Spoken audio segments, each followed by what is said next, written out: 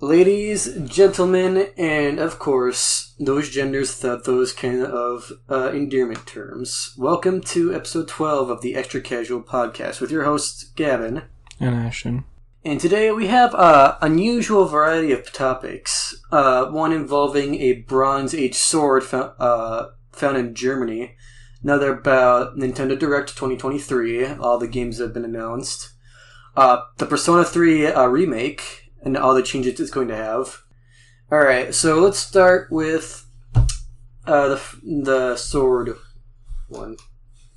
Octagonal, quote unquote, sword from Bronze Age burial in Germany is so well preserved it shines. Archaeologists in Germany have unearthed a sword in a 3-person burial dating back to the late 14th century BC. Alright. So, I'm trying to think of 14th century, and I think that was still during the time of the Roman Empire. Because that lasted for a while. And he's looking it up. Roman Empire date. 27. Established 27 BCE. Looks like it fell 1453. Okay. Well, there's two different, Rome BC and... Oh yeah, I guess Rome and Constantinople. So it went from 27 BC to 330 AD. Alright. Archaeologists in Germany have unearthed a sword from a Bronze Age burial. The weapon is in such good condition that it still gleams. The 3,000-year-old sword discovered in the town of Nordlingen in Bavaria was found in a burial of a man, woman, and child. It appears the trio were buried in quick succession. It's unclear if they're related to one another. I mean, probably if they're, buried together. Anyway, according to a statement of the Bavarian State Office for Monument Protection released on Wednesday, June 14th. And, the pictures, what do you think? Do you think it still has its luster, or... This sword still shines. It looks... I can't even describe it. I guess you just have to look it up, but... Mm-hmm. It looks like it definitely is from the time, and they've dated it back to that time, so it makes sense. But it's so weird, how preserved it is. Some, there have been impossible things, that have been somehow preserved.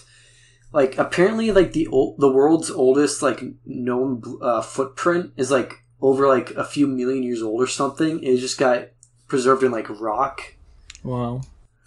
Well, there's, the stuff of, tar pits, with, dinosaurs and all that. Oh, yeah.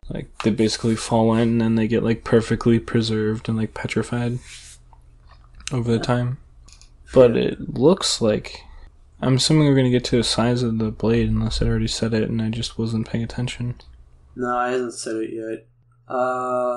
Here, let's just continue to read and try to... I mean, it looks like a short sword. Not like a long sword, but yeah. Looks like a one-handed sword. Yeah. Could be one of the things, though, where, of course, in a picture it looks a lot smaller. Actually, go back... Look at, body reference. This is the hips right here, and this is, the neck. So it's, about the size of, a person's body, neck to hip. Yeah. Actually, go back up real quick. Right there, as a scale for measurement, if those are inches, then 8 inches is, the... near the back of the hilt, and near the front, mm-hmm. and, the actual area to hold on to is maybe 3.5 inches long. It could probably be a roughly in maybe not an 18-inch sword, but actually no, it could be. I don't know. It's a decently medium-sized sword. Yeah. Let's see. The sword is so well preserved it almost shines, according to the translated statement. Weapon has an ornate octagonal hilt crafted from bronze that now has a greenish tinge, as bronze contains copper, metal that oxidizes when exposed to the air. Bronze Age artifacts do turn up green, especially if it's made from bronze, because of that. Isn't that the thing with like the Statue of Liberty? Yeah, it used to be, Bronze.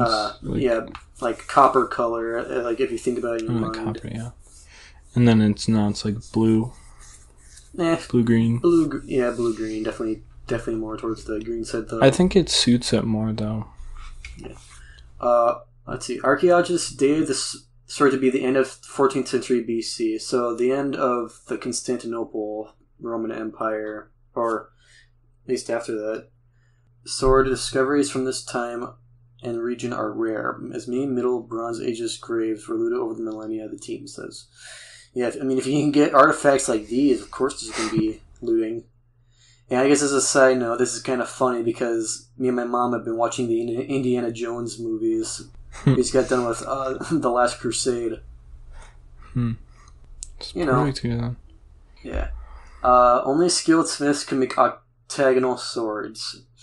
The handle, which has 2 rivets, was cast over a blade in a technique known as overlaying casting. However, this blade doesn't have any visible cut marks or signs of wear, suggesting as ceremonial or symbolic purpose.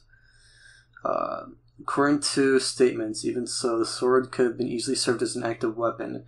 Its center of gravity blade on the grade suggests that it could have effectively slashed opponents. Who knew a sword could easily be used as a weapon?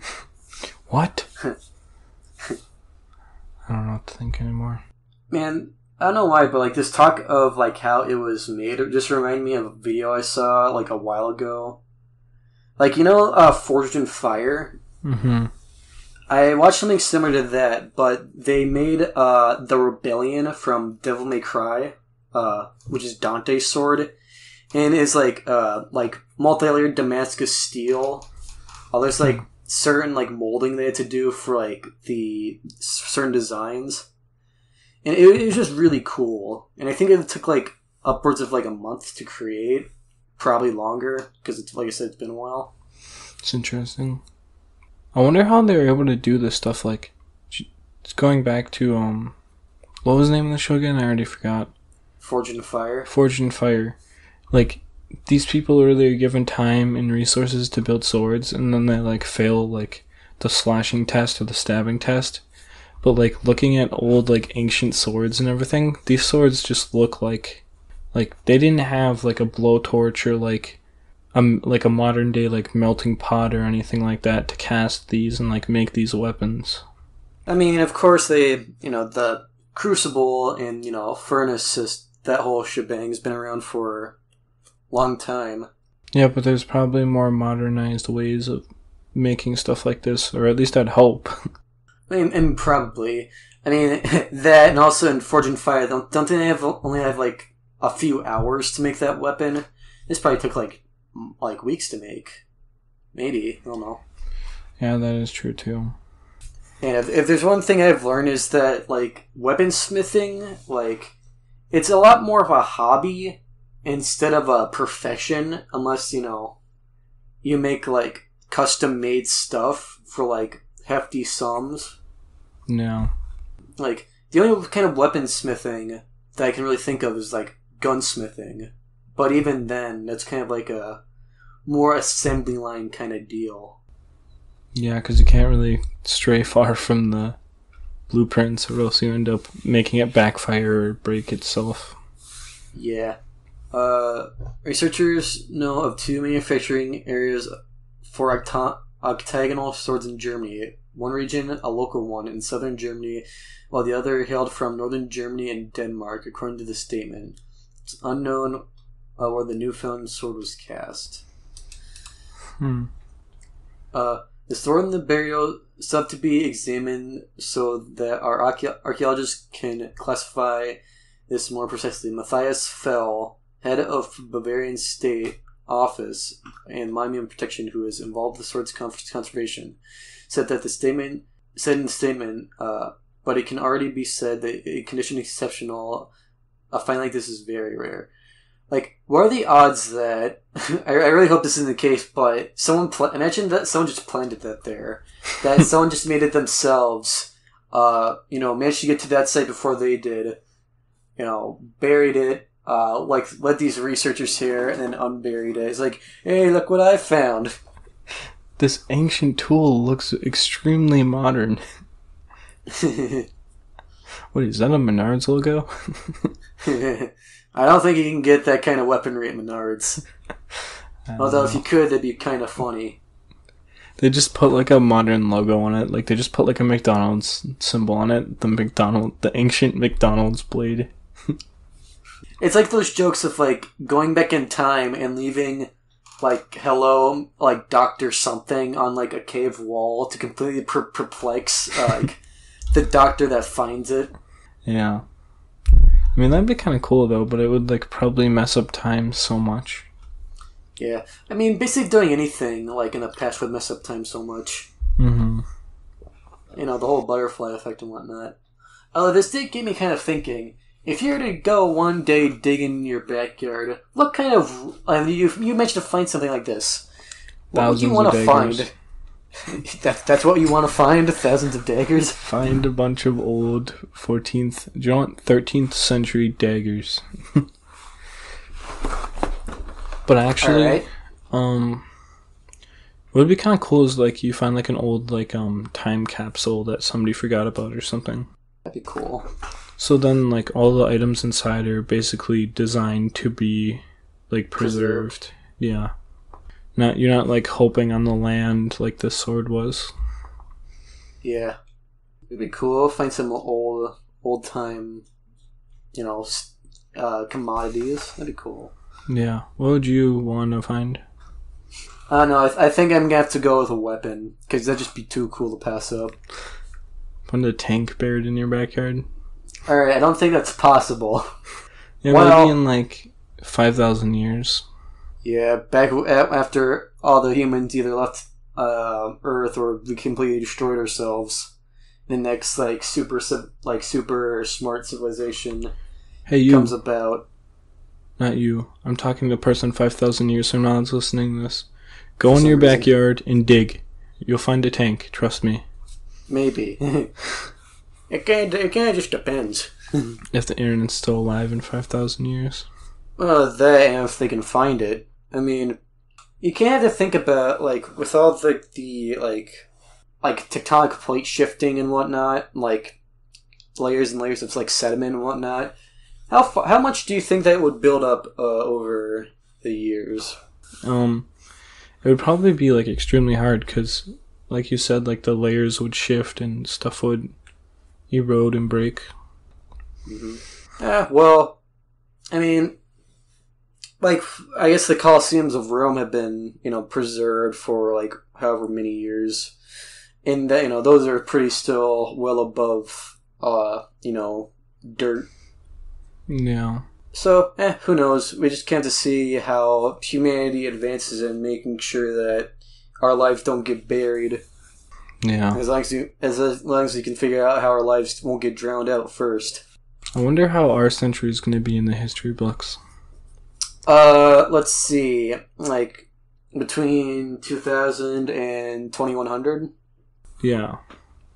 What do you think is going to be the most significant thing that's going to be, the staple of that?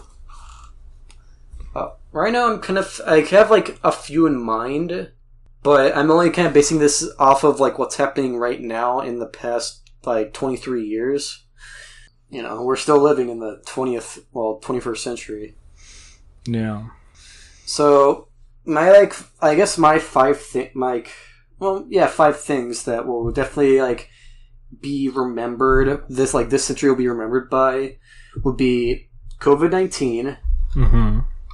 All the hysteria, not necessarily just around COVID-19, but just in general, and, the complete distrust of, Western governments for whatever reason. 9/11, at least for us Americans. The war in the Middle East, and finally the war in Ukraine. I think those 5 things are gonna fully define this century for at least a lot of the bad stuff. Yeah. Or it'll just be a side war, and there's gonna be a future big war. Yeah. Kind of like how in world history we'll learn about like the big war, but then there'll be like a bunch of small wars that we glance over because it's not as portrayed as the big one. Yeah. Maybe COVID's just a lesser virus and we're going to have an even bigger one. I mean, people were waiting for zombies, so, you know. Who am I to say? Yeah, you never know. Yeah. What about you? What do you think are like going to be the 5 defining moments of this century that we live in right now? I think it's going to be. It's definitely going to. One thing's definitely going to be like internet related. Like, you didn't mention this, but like AI coming up.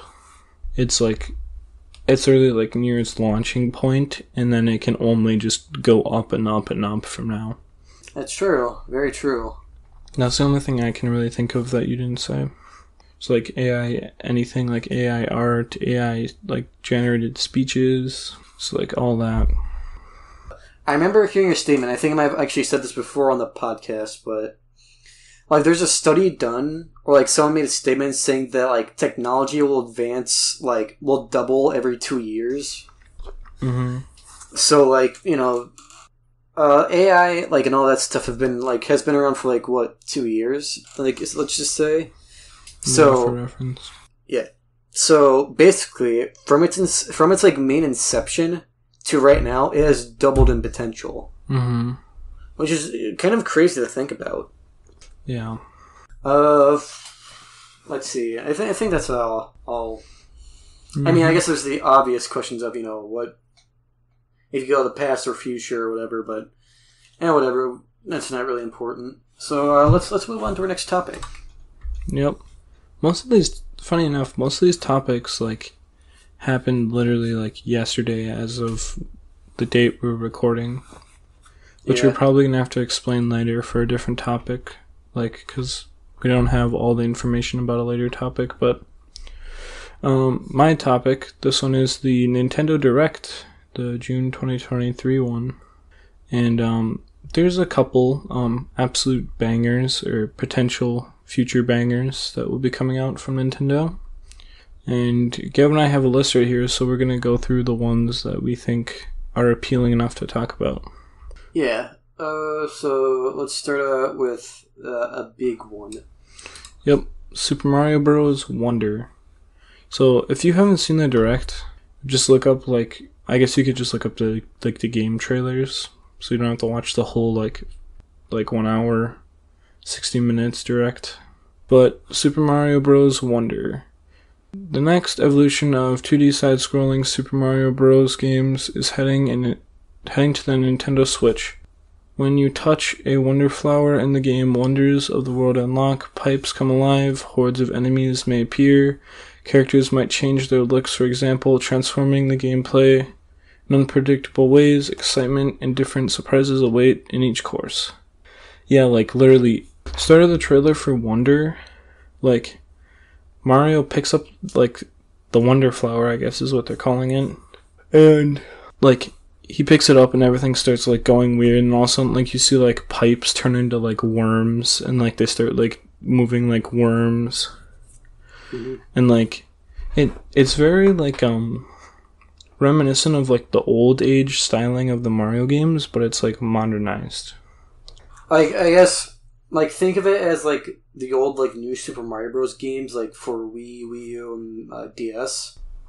Mm-hmm. It's kind of think of it like in terms of just like overall like basic fundamental gameplay. Yeah, and then like more modern things, like whenever you hit like multiple enemies in a row, like in the older games you would get like the dun dun dun dun dun dun, and then like you would eventually start getting 1-ups from like comboing enemies. But in the newer like trailer of this, like whenever you're comboing and stuff, it'll say like excellent, great, amazing, perfect, and then like it like eventually goes up in scale until you get the 1-up. So it's a style meter, I see. They're trying to rip off Devil May Cry, damn it. Not until there's a Mario Bros. Hack and slash, which could actually probably work, but you know. Hey, they're getting close with this next one that we're going to be talking about. But let us finish this one. Different surprise each course. Super Mario Bros. Wonder features features Princess Peach, Princess Daisy, which is kind of a surprise because she isn't really in the main games, and Yoshi. Daisy's only usually ever in Mario Party, the sports games, and Mario Kart. That's it. Wasn't she only in like Mario Kart Wii or something? I think she made her first appearance in Mario Kart and Mario Kart DS. Then I think she was in Wii. I think she was definitely in 7. And, she is in 8. And in terms of Mario Party, she's been there since Mario Party 3. And honestly, I couldn't really tell you with the sports games, so at least in a good majority of it. There's one for the Wii that I know she's in. It had some Final Fantasy characters, that's all I know. Wii Mario. Yeah, I know what you're talking about. Not that. Sports Mix. Okay. Mario Sports Mix, she's in that too. Yeah. I thought you were talking about another thing, because you mentioned Dragon Quest, and... yeah.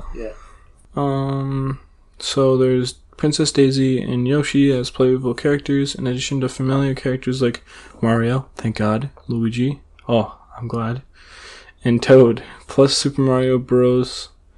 Wonder sees the debut of Mario's newest power-up, which allows him to transform into Elephant Mario. What other wonders could this game contain?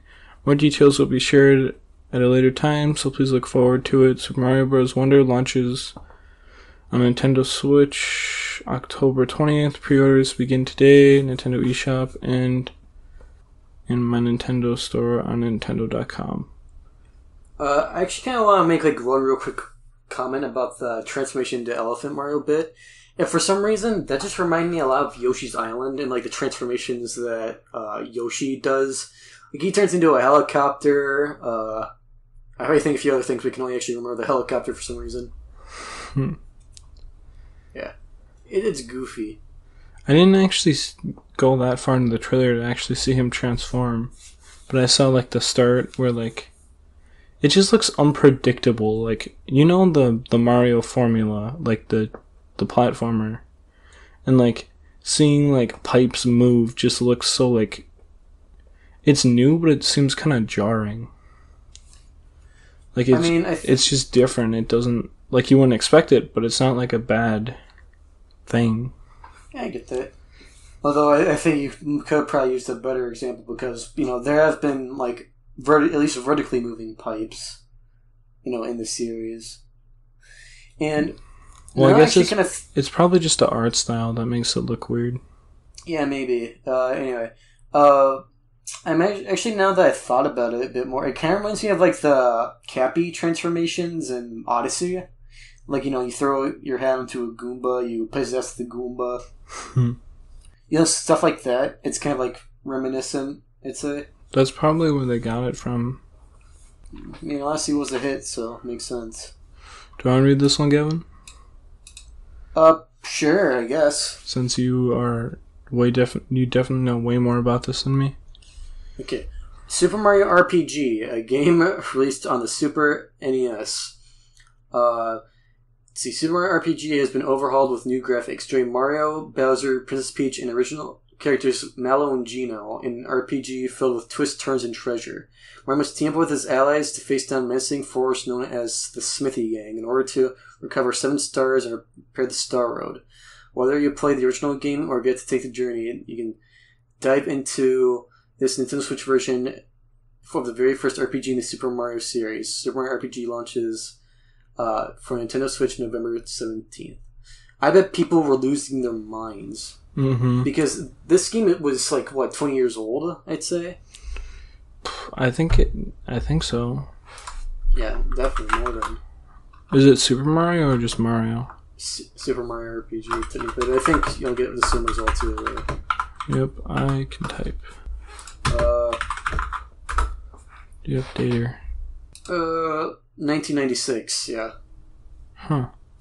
Yeah. Wow. And people have really wanted to see something new because people really like Geno. In fact, for the past 3 Smash games, every time someone that someone unexpected gets in, people riot over how Gino didn't get in. He's probably going to be in the next game now, though. He's been a Mii costume for 2 of them. Smash 4 and Ultimate now. I remember a while back, I've seen a full game playthrough of Super Mario RPG, the original one. And it's interesting. And it certainly did pave the way for both the Paper Mario series and Mario and Luigi series. And in fact, the original Paper Mario was originally going to be Super Mario RPG 2 before they scrapped that idea. Just turned it into another good Mario outlet. Yep, until they ruined it. And then butchered it. Until the 3rd game. Well, people liked Super Paper Mario. Like, everything after that, people say, they butchered. Okay, there's one thing I gotta point out that kind of annoys me, and it didn't say it in the article. What? But I'm pretty sure there is no physical copy of this. You have to get it digitally. Yeah. Which for some might not be that much of a deal, but like for personal, like physical collectors, for stuff like that, it's kind of annoying. Yeah. Gonna cheese people off. Yeah. What do you think the price is going to be? Do you think they're going to put it as a full price? It really kind of depends. Like, I mean, people are going to buy the game, like, no matter what, solely off of the hive nostalgia. So, they might full price it just to get, as much nickels and dimes out of their audience. Although, people are probably going to be very happy about it. So, Well... They buy Pokemon games every single year, and half of them are broken, so... That's true. So, they might make it half price. I'm guessing, like... If they're going up to, like, 70, I don't know... Wait, no, Nintendo is doing that now because of the Legend of Zelda game. That's 70? Yeah, it's 70, the Tears of the Kingdom. I'd say they're either going to do a 60 or a 50. Okay. But, one after that, if you're done talking about Mario... RPG. Yeah, I think that's all I got for that. Luigi's Mansion Dark Moon, which is a visually enhanced version that originally released on Nintendo 3DS, is currently in development for Nintendo Switch. Can Luigi summon the courage to save Evershade Valley, explore haunted missions full of spooky specters and bone-chilling challenges next year? More information will be available in the future. I actually played Dark Moon. I guess it's a little bit of embarrassment. An embarrassing story. I got stuck on the 4th boss in the 4th grade. I did not touch it for like however many years. I picked it back up again and then beat the rest of the game within the span of like 2 days. I thought you were going to say that you picked it back up and you were still stuck. Man, I think a lot of people that play that game would probably understand would probably give me at least a little bit of sympathy. That boss on World 4 is tough. Oh, is it just like some gimmick that just younger kids wouldn't be able to understand? Well, basically, you should shoot projectiles at like specific targets, and if you're not fast enough, those targets regenerate. Oh. But the thing that you're shooting the projectiles out of is it has kind of like a heat gauge, and if that gauge fills up, it's instant death. Let's just say, as someone who could barely aim when he was a kid, also the aiming was motion controlled. Okay. So. Yeah, it didn't really help me out there. Yeah, anyway, as a dumb kid, it didn't really work out so well. And then we got our last Mario themed that was on the Direct. This is the 4th one, by the way. This one wasn't really talked about, but it's Princess Peach. She's gonna be starring in her own game as their main character, which will be available in 2024. And it's like, if you saw the trailer or like the teaser, it was like a stage play game. Like the theme of it is like she's on a stage, and like depending on where she is on the stage, like makes like the environment change. I was just about to say, it looks like a puzzle game, like at face value. It's kind of a mystery right now, though, because, I mean, they literally just released 4, or they're going to be releasing, like, 4 Mario games. Well, Mario is also, like, one of their most successful brands, so, you know. I saw somebody posted a comment on a video talking about it. They're like, well, they sold out Tears of the King, or they sold $1 billion worth of Tears of the Kingdom, which probably isn't an accurate number, but they sold $1 billion just so Mario could get more, so then, like, people could get more Mario. I mean, the last time Mario had a 2D platformer, like an original one, was, like, I would say... Actually, when did Mario U come out? And also, I'm not counting Luigi U, because those are basically the same game, except Luigi U is harder. Alright. I guess for sake of reference, let's say 2014. I actually was just looking it up. Mario U. Let's see. 2012. So, 11-year-old... It's been 11 years since Mario's got a new 2D platformer. I mean...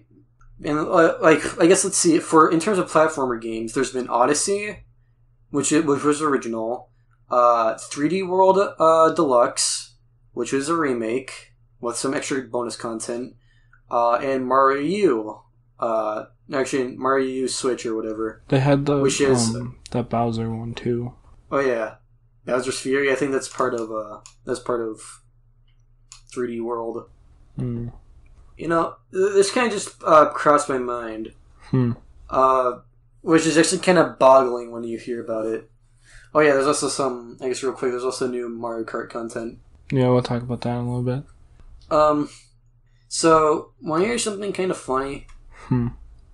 Guess what platform Devil May Cry 3 is best played off of? It's probably something stupid like the DS. No, it wasn't for the DS. No, sorry, the Game Boy. Alright, that's Was it like the Wii or the Wii U? Nope, it was re-released for the Switch, and it's by far the best version. So here's the reason why. Style swapping on the fly, you can carry all your weapons, and, like, I think a few other things, which is really, really funny and really, really weird. Just, like, modernized it in a way? Yeah, basically. Like, it's still Devil May Cry 3 at the end of the day, but such an advanced version that everyone else can't get access to unless they buy a Switch. It's a bit of a kick in the teeth. Trying to convince you to get a Switch, Gavin. I mean, I was going to. Like, when I was thinking of buying my PC, it was either that or I buy a Switch. Which is kind of an odd thing to kind of wrestle over. But, yeah, like a $1,000 computer or like a $300 Switch. I mean, you and Dylan were getting them, so I might as well switch over too. Yeah. I think this is going to be the last one that we talk about stuff that was in the Direct, but I thought they were going to stop at Wave 4.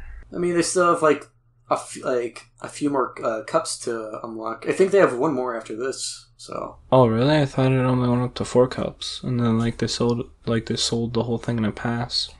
Now, remember that they're doing 2 cups at a time. So there's the first 2 like sometime like I think late last year, then 2 earlier this year, and then actually no, I think they've just been releasing them in waves at some interval. Yeah. Basically, like for every like Nintendo like Direct, they've advertised a new Booster Course track, so I guess that could be used as a reference. So, like, every 6 months? I don't know. Probably. But the Booster Course Pass Wave 5 is called Squeaky Clean Sprint. Oh, that's the name of the course. Never mind. So that's the name of the course, is racing into Wave 5 of the Mario Kart 8 Deluxe Booster Course Pass DLC. More characters have also been added. This is like the most characters that they've added with these passes. Well, I've actually added 1 so far, so. They have Petey Piranha he was originally from Mario Kart Double Dash, Wiggler from Mario Kart 7, Kamek, which was from Mario Kart Tour, which is a really cool one. Because, like, whenever he does his, everyone know what I'm talking about, but I don't know the word for it. But whenever it's like a trick. So whenever you like hit a ramp, you do your trick. He like uses his wand and like disappears on his bike for a second and then reappears. And those are the 3 characters that got added. And then Wave 5 zooms on to the Nintendo Switch system this summer. Mario Kart 8 Deluxe Booster Course includes 6 separate waves with 8 courses each. So it only goes up to 6. Which will all be released by the end of 2023. That's exciting. Mm-hmm. Buy the Mario Kart 8 Deluxe Booster expansion pass if you want to not pay for it. Okay. Yeah. So, I guess as like a little bit of flavor text, I suppose, or just flavor talk, there's one more character and like a total of 8 more tracks. What tracks do you want to see, or like if they'll return, or maybe if you want to see some original concepts, what original concepts would you maybe want to see, and what character would you want to see? What characters are like part of the Mario game that really aren't like are already there in Mario Kart? I guess like Gino. He's only ever really existed inside of the RPG series. Like, in fact, the only games he's ever really been in within the Mario series is Super Mario RPG and the original version of Super Mario, or Mario and Luigi Superstar Saga as like a little side character. And that's it. I'm trying to think of like unique courses, but like they've really done everything. They've done like underwater courses. They've done like in space courses with all the rainbow roads, because there's like 6 of them or something. They literally have like a Rainbow Road Cup. That'd be cool. Let's see. Wii U, SNES, 64, 7. Yeah, there's 4. Because don't they literally have like about 100 courses right now in the game? If you have all the DLC. By the time the DLC is up, it's going to be 96. Which I still really hope that they add one more bonus cup for like even for free to run it out at 100 they for need people to do that have that. the DLC. Do you think like Mario Kart 9, when that comes out, there's no way that they're going to be able to put all of these courses in and more? What I think they might do is that they might make the original 12 cups that are in the game, well, quote unquote original 12 cups, in Mario Kart 8 Deluxe at least, like kind of just standard issue, and then probably like release like a lot more DLC. Mm-hmm. But the thing is, I think for people to buy the game, they're gonna have to like seriously like increase the like customization options. Like they're gonna have to innovate so much too, because like the last game they had anti-grav, and the game before that you had the ability to drive underwater and paragliders. Mm-hmm. You can't. Where are you supposed to go from there? The only way they'd have to go is like more kart customization, like you were saying. Really, they don't have really anywhere else to go. Yeah, I mean new tracks, new abilities, I guess. Yeah, that'd be cool. Oh, they bring back the old ones, like the Mario Kart Wii Cloud. We like purposely try to pass it on to other people before it like goes off. People hated that item. Let's see. I don't know why, but I remember having like a long time ago a weird dream. I guess this is gonna be a mini segment of Weird Dreams with Gavin. I was playing Mario Kart, but it wasn't like a Mario Kart I recognized.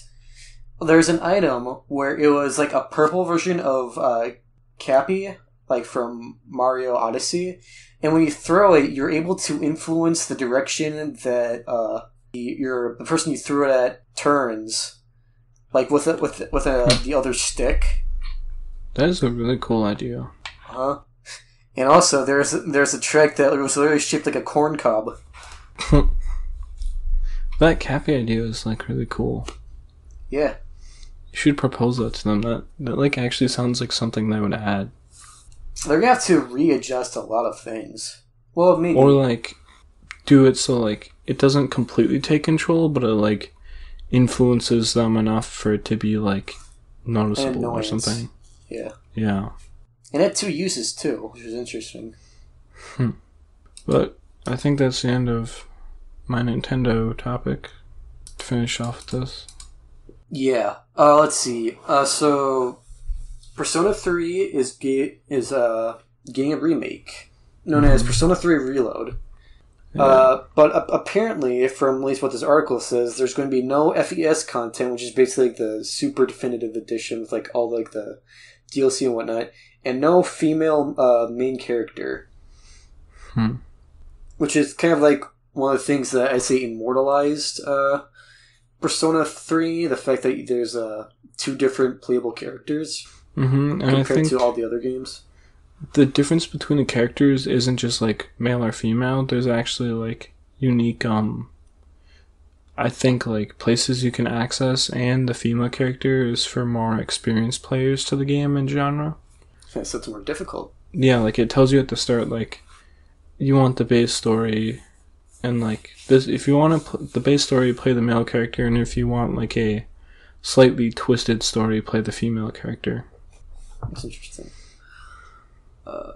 Let's see.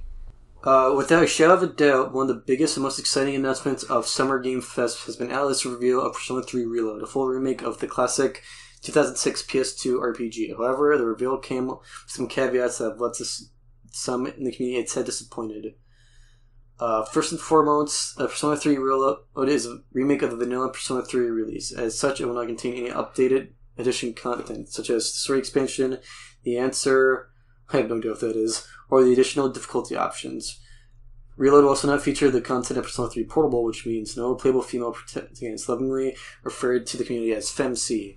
In addition, Persona 3 Reload will have a re-recorded English track featuring some mostly talented VAs such as Allegra Clark, Alex Lay, Heather Gonzalez, and Zeno Robinson. I have no idea who these people are. So, I guess in terms of them not adding in the FES content, do you think they're going to add that in later as DLC, or do you think that it's just going to be this release and done? Do they like say straight out we're not going to have it? I don't think so. Maybe like they said it's not being. It just says right here that it's just the vanilla Persona 3 game. Maybe they're just gonna like get rid of the FES stuff, but then just make another definitive edition of the game. So like, they said they're not gonna have the female character, so they're just gonna have one character, and then they're gonna have the DLC. Just it's not gonna be called FES. Just like write it all into one story instead of making it like an expansion or like anything. So it's just all like combination all into just Reloaded. Okay. So basically Reloaded to Persona 3 is going to be like Golden to Persona 4 and Royal to Persona 5, right? Yeah, Reloaded would just basically take up from the vanilla, just change it, like put everything all in it. That's what I'm guessing and hoping. Oh, sorry, ladies. Looks like you're not going to be able to play as a girl in this one. Well, you get to play as a guy with blue hair that likes invoking himself. Yeah. With his invoker. Listen, don't underestimate Persona 3 fans. They're all suicidal. Only people that played the game will actually understand that reference. It's a joke. Okay, calm down. Yeah. I guess for context, because I'm probably going to have to give it anyway, how the characters, like, summon their, like, basically use their power, they have to shoot themselves in the head with a special bullet or something like that.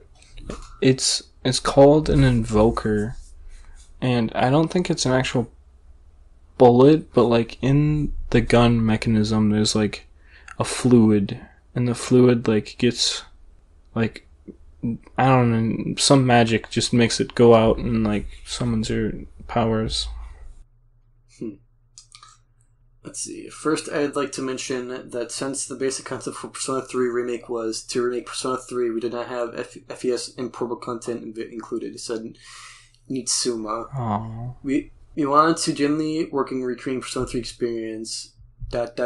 So we have newly recorded voices, have new scenes and events. We also have both new and arranged music. We have will be kind of releasing that information following everything, so please look forward to that. Dang it. So they're just trying to remake just the original, nothing else. Mm-hmm. Which I don't really know what the FES and stuff adds, but I'm assuming it's like major extra story content and stuff, so... I mean, people say it is, the best edition, so... Yeah, the only thing I found out, though, is FES doesn't have New Game Plus. And Portable has New Game Plus, but Portable doesn't have, like, the extra bonuses of FES because it's on a portable console.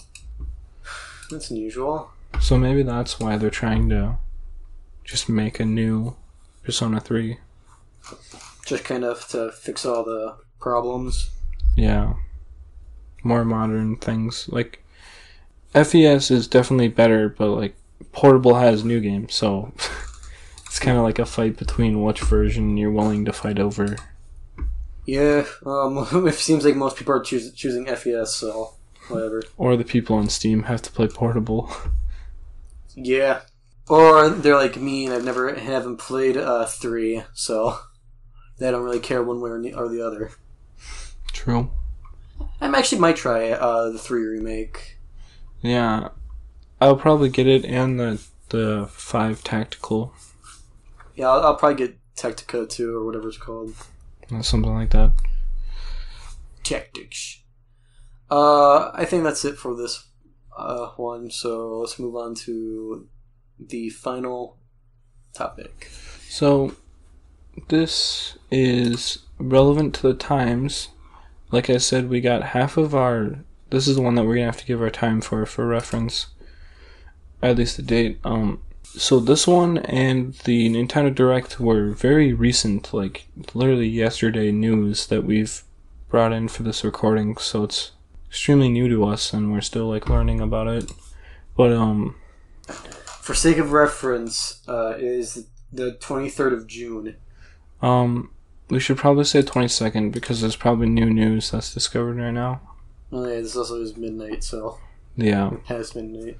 So it's basically the 22nd is what we're up to with information about this. But what happened was there was I think he was a billionaire. I'm sorry, I don't know names, and I should know names for this to be respectful because of the news. Hold on, I'm gonna look it up. Submarine. Come on, I just want names. I don't think it's saying.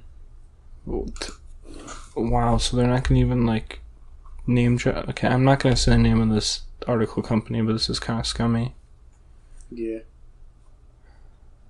Wow. I mean, we don't really name where we get our articles anyway, so. Yep, I'll never know what we're talking about then. But so basically, what happened is a group of 5 people they paid to go on a submarine to go explore the remains of the Titanic on the ocean floor, and after a certain amount of time they didn't come back up and they went missing. Mm-hmm. And since then news has picked it up and TikTok has picked it up, and it's very like everyone knows what's happening, even people that aren't really online about it. Yeah. But as of now, there is practically no way that they can be alive, so I believe they have stopped searching. Or at least halted their drastic searches. But what happened was, what people believe happened was, because the way this submarine was designed was extremely poorly. Very cheaply. The only thing that was strategically designed and really thought about was the part that kept them alive from drowning. Really, none of the other equipment was really super well thought out. Not it's kind of just strapped down there, but yeah, the controlling mechanism is literally just a controller. Yep, and not even a $60 Xbox controller or anything on like a $60 PlayStation controller. It's literally like a $20 Logitech controller that you'd find on Amazon. That you could literally find on Amazon. Yeah, that's gonna break within the span of like 2 weeks, no matter how delicate you are with it. And to literally move the sub, it's like forward moves the sub forward, backwards moves it backwards, right moves it left, and left moves it right. But what happened was the person that designed the sub said that they need to innovate off of, like, to be innovators, they have to break the rules they proclaimed. So the sub literally, like, was cheaply made. The light source in the sub was, like, some, like, cheap light that he got from, like, an RV place or something like that, I think. Yeah. And like Gavin said, like, a $20 controller. But, he also said that the sub should be easy enough for anyone to control. Which leads to one more thing I want to mention quickly, Gavin. I don't know if you know about this, but they had to sign contracts for them to be able to go down to the sub. And on the first page of contracts, they used the word death 3 times, from what I've heard. I don't want to be, like, definitive here. Yeah. I remember I heard about the contract.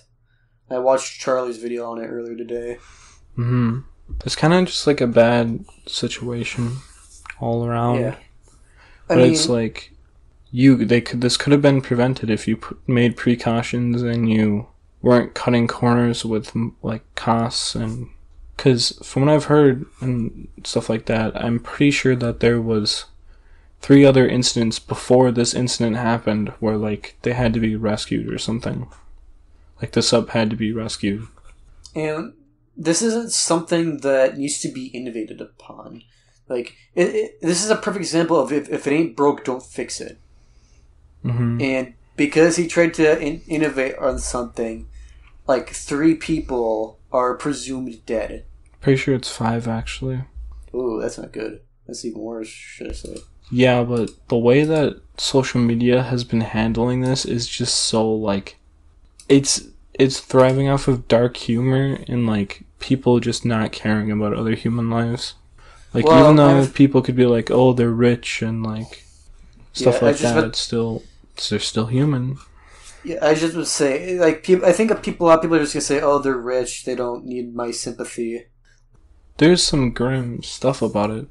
Like, on a picture that Gavin and I are looking at right now, I'll let you continue in a second, Gavin, but I had to point this out. A picture that Gavin and I are looking at right now is literally, like, a news feed, right? And you know how, like, in the corner they usually have, like, a countdown of, like, oh, St. Patrick's Day, or, like, oh, New Year's countdown. It's literally just a picture of the sub and then the amount of oxygen that they have left in the sub before everyone suffocates in the sub and dies. That's, like, extremely grim. Like, it's kind of just messed up. Yeah. I mean, don't get me wrong, I'm one for dark humor, but this is just fucked. Like, 100%. And, like, as all this was going down, I was seeing, like, people be like, oh, watch, like, they drastically appear the last 10 minutes before the sub was supposed to run out of oxygen, and then they make a Netflix documentary about it. But, like, that was before before the sub ran out of oxygen, and, like, people were still joking about it. But now it's, like, 2 things either happened to them.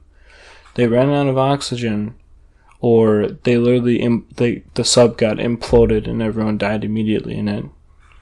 Yeah, went too far down. Yeah. And if they say it's all fun and games till someone gets hurt, and 5 people are probably dead now. Yeah. And probably their bodies never to be recovered because of how far down they went. There was only one sign, so what they did when they were searching is they set out, I believe they set out, like, sonars in the water, like, a certain distance apart from each other, that basically, like, scanned for, like, any noise detections. And at one point they found a noise blip where every 30 minutes there was banging, which people said showed signs of life, but other people also claimed that it was just like stuff setting and all that, and it was just a coincidence. Yeah. But it's like, for reference though, this sub is literally like, you can't stand in the sub. Everyone had to be sitting in the sub, and they're in this enclosed area with like a laptop, a controller, and 5 guys sitting in the sub. Like, there's one, I think there was a bathroom in the sub, but it was literally just a curtain and like a black box. Like, it's not something that I would want to be in, like, in any way possible. Yeah. I'm not claustrophobic, but I think that would give me it. Hopefully this tightens, like, stuff like this though in the future. I hope the CEOs, or at least the company in general. I'm pretty sure the CEO was in that submarine. So shit. Yeah. Well, I mean, I guess in a really twisted way, like, you know, he wanted to skimp out all the safety stuff. I guess he kind of got what's coming. Yeah. I guess he, like I said, in a really fucked up way, he kind of got what's coming to him. But no one deserves to die like that. Yeah. No one deserves to like, just imagine, like, what it's like knowing that, like, they probably had hope until the very end if they, like, survived through the oxygen, or, like, no one tried to fight each other, or, like, try to... Because what I heard a theory is, like, what if they pull out the submarine and, like, half of them are dead because they killed the other ones to, like, conserve oxygen? Yeah. And just stuff like that. Like, just imagine them being stuck down there for, like, I'm pretty sure it was, like, I want to say, like, 60 hours of oxygen or something like that, I believe they had. It's a little bit more than 2 days. Being stuck down there. You can't do anything. You can't call anyone. It's just the people there. Yeah. Like, that must be like a huge thing of, like, you're just drifting, knowing that your death is coming. Like, you don't know really when. It supposedly, the submarine also had a emergency failsafe where if the controls stopped working, it was supposed to float back up. But something happened where it didn't float back up. Could have got snagged on something. Yeah, and I'm pretty sure that it... I just have to say pretty sure for everything because I'm not 100% certain here. But I'm pretty sure that the submarine also, you have to open it from the outside. It doesn't open from the inside. But it's kind of a grim topic, sorry.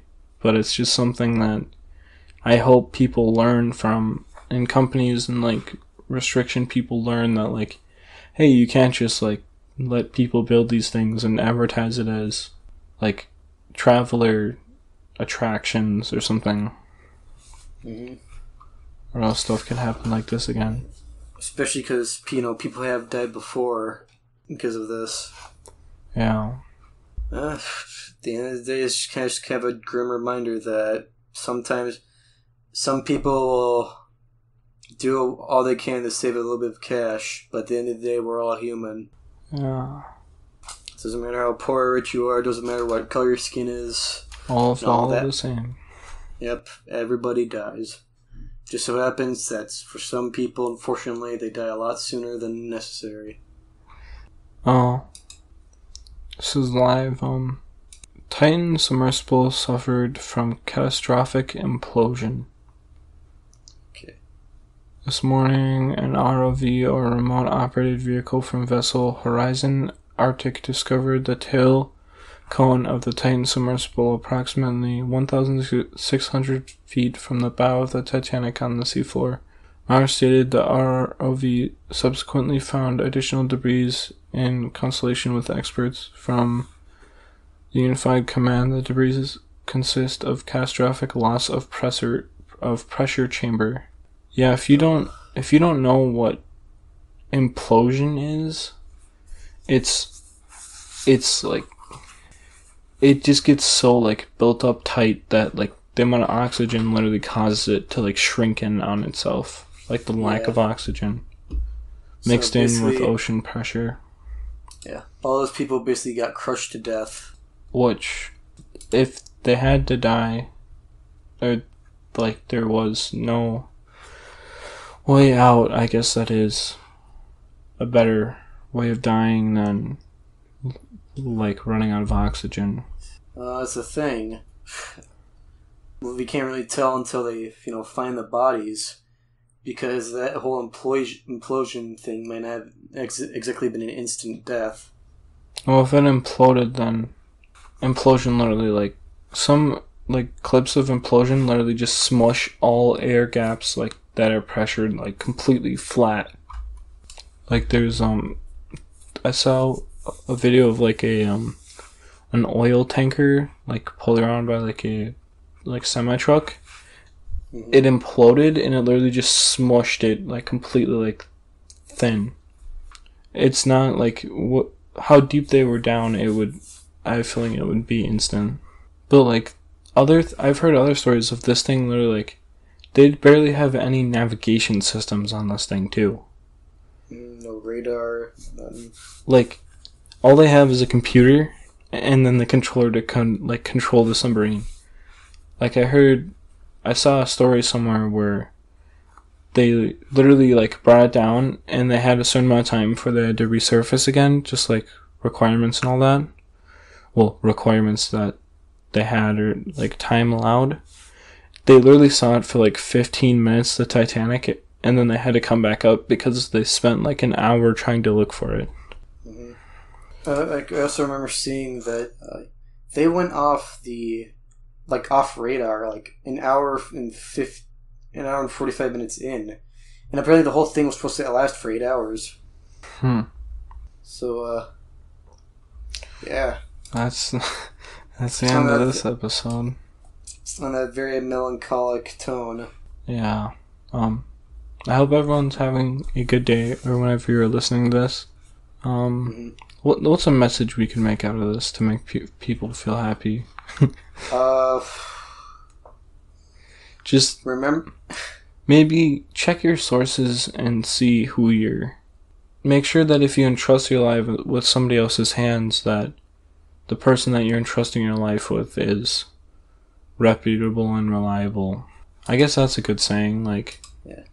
You can trust somebody flying an airplane most of the time because he's been through training, and he's been through, like, literally about, isn't flight school like 10 years or something? I'm not sure. But, like, that is a trustable person. Like, you can rely on that person, whereas this submarine was literally like, oh yeah, we want to make it so anyone can control it. You need professionals for that stuff. That's somebody I want to trust my life with. And hopefully more people take that into account, I guess. Mm-hmm. But I think we are done. Yeah. Vic, to sign us off? Yep. If you made it this far, I hope everyone, I hope you are having a great day. And we should be continuing our weekly schedules. I've been kind of busy recently, but everything should be going well still. But this is Ashton. This is Gavin. And we will see you next week. Talk to you next week. Auf Wiedersehen. Bye-bye.